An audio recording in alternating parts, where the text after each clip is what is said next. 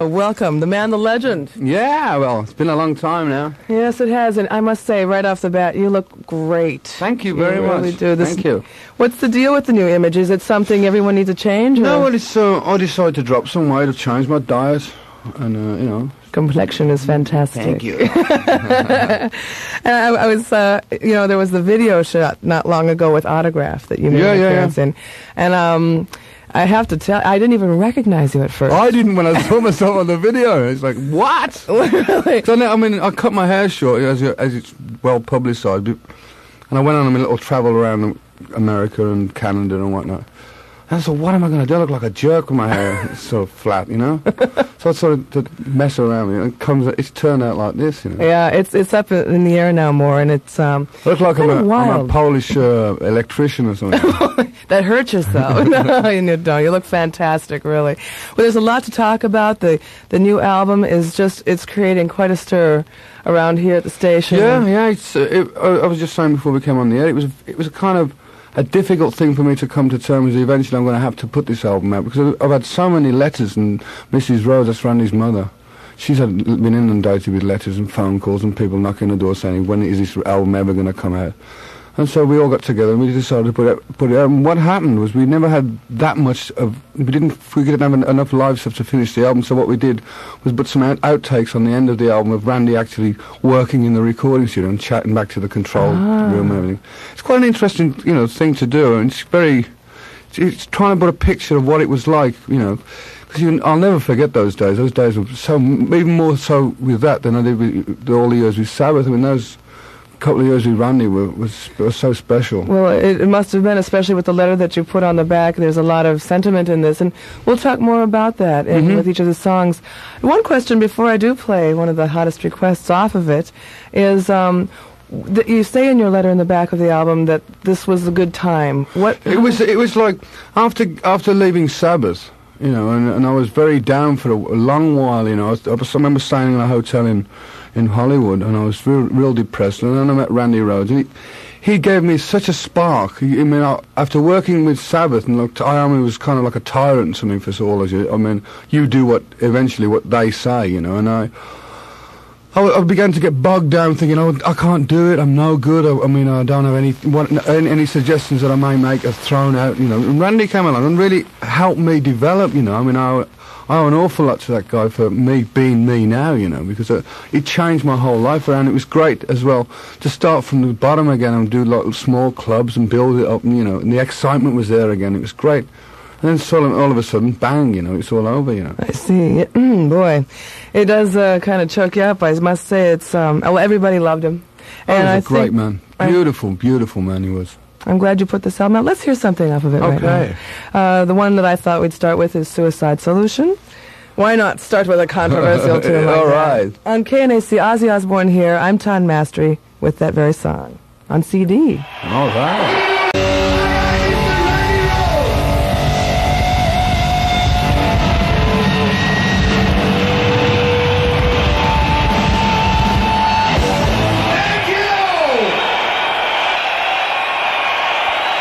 Wow. That guy just doesn't miss, does he? We'll get into that next cut in a moment. I just had to take a break from this just to let you know you're listening to KNAC with Ozzy Osbourne. In the studios live, we're talking about his new tribute album, a double album with Randy Rhoads. It's hot stuff. Amazing. Amazing.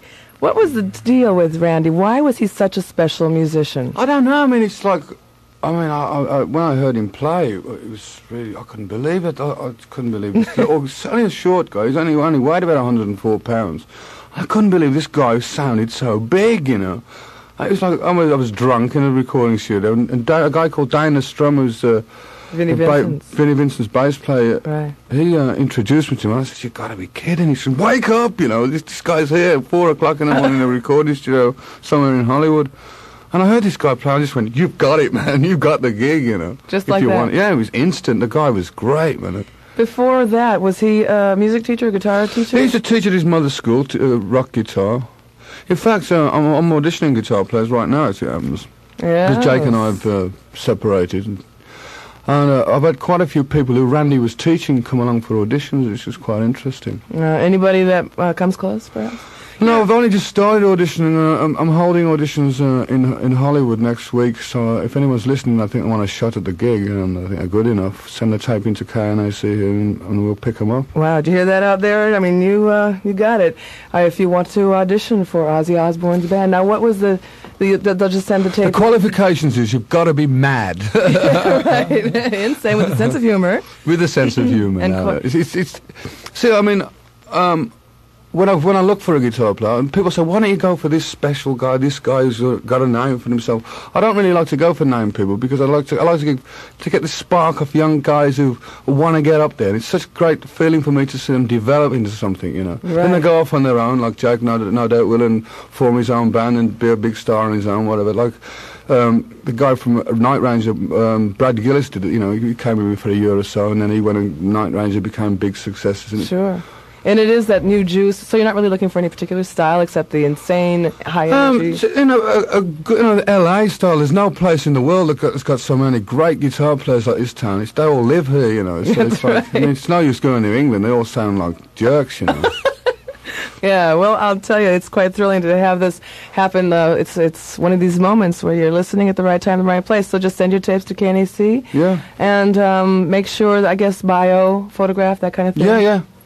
Wow. Yeah. What happened? Where's Jakey Lee? What's the situation? We just decided to call it a day. He wants to do his own project. And I said, fine, you know. There's no hard feelings. There's no war between us. You know, I wish him all the luck in the world, and we're still friends. And that's it, you know. It's time for him to do it on his own, you know. And I wish him all the luck in the world. Okay, well, I'll tell you. Let's go back to this album. The thought of what you were saying while we were listening to the last song there.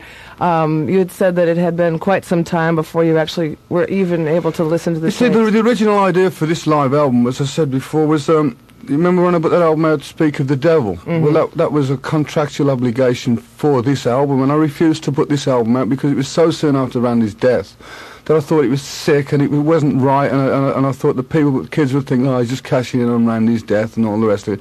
I didn't want anything to do with it, and besides, I was in such a state of shock, and I'd stuffed my emotions so far down the tragedy of that whole awful day, which it's one of those things that I'll never forget as long as I live. It was like a nightmare, you know. None of us will. And I just didn't want to. I was trying to get on with doing something positive, you know, because it's like you're dragging this horrible nightmare around with you, and I refused to. Up until December of last year, it was the first time I ever heard the tape, you know. And how did you feel when you finally heard it? It was just weird. It was just the weirdest. I got goosebumps bumps and all the rest of it, you know, and I felt really.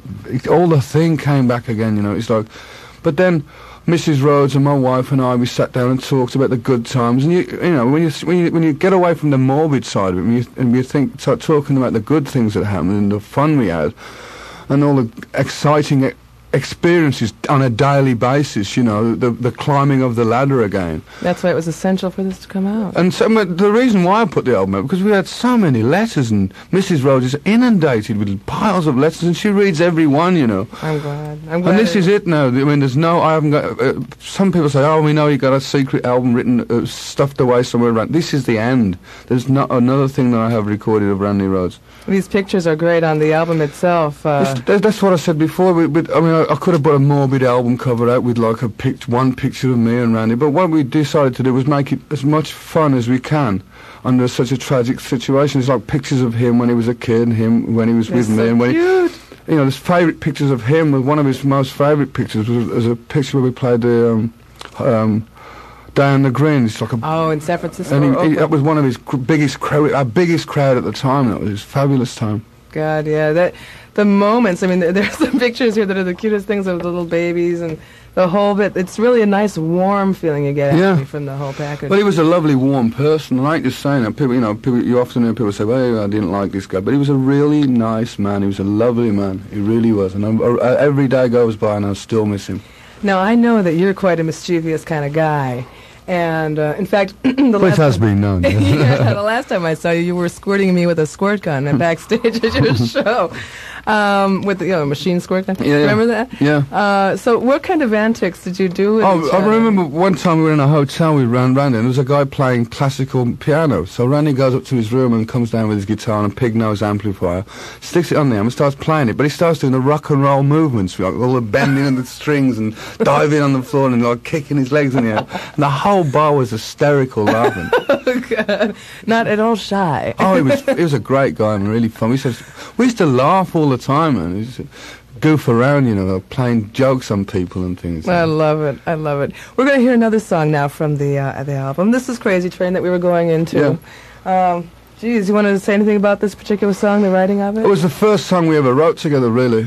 Really? This song and I Don't Know were the first two songs. I always remember when he did I Don't Know, for instance, and he played the guitar solo. I thought, wow, this guy, he comes out of nowhere. He used to come out of nowhere with the most bizarrest things, And he was saying every time he played live, there was always a different solo. But he'd always put something different in the solo, and it was just great. Just great, How did you write Crazy Train together then, since it was one of the We first got very drunk.